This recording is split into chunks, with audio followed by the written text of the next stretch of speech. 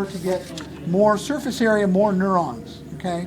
And that's the whole key to that. So we were looking at the whole brains here, and I don't want to get too lost in this. Easy to do.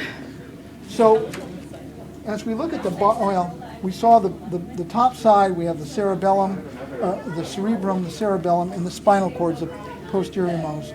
If we flip them over the other way, then these animals are very scent-oriented. So you see these large structures here, which are called the olfactory lobes or olfactory bulbs in here. They're very large structures. This is a whole big bulb here. This is cranial nerve number 1. Okay? This is responsible for the sense of smell, olfaction. Now, when you look at the human ones, you look at and even though those models are big, they're to scale, ours are minute compared to these. We have a really poor sense of smell. You think, well, ours got to be about the same size. No, ours are about maybe a quarter of this size. Wow. Okay? So we are pathetic in terms of olfactory sense. Kind of thankful for that.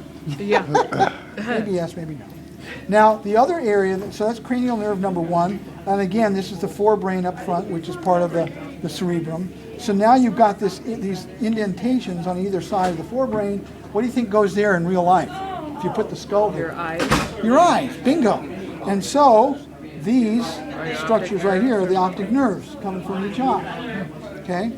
This one here is a little longer because I cut it off longer, and that's short on that side. So, yeah, they're very large nerves because, and we'll get into this when we look at the eyes. The point is, the eyes have just tons of photoreceptors. You know, I mean, you know, in a square millimeter of the retina, in the macula, in the fovea area, you got more than 1 million photoreceptors, mainly cones, in fact all cones. So you have lots and lots of things coming in, and they all generate individual axons. Those axons come out as the optic nerve, and then they go through a ways, and then they come to where both of these optic nerves come together, and they cross over one another. And this crossover point is called the chiasma, the optic chiasma. And the significance of the crossover point is not just they cross over, but that half of the fibers from each eye goes to the opposite side of the brain, whereas the other half stays on the same side. Follow that? Why is that? It's one way to get binocular vision. Okay?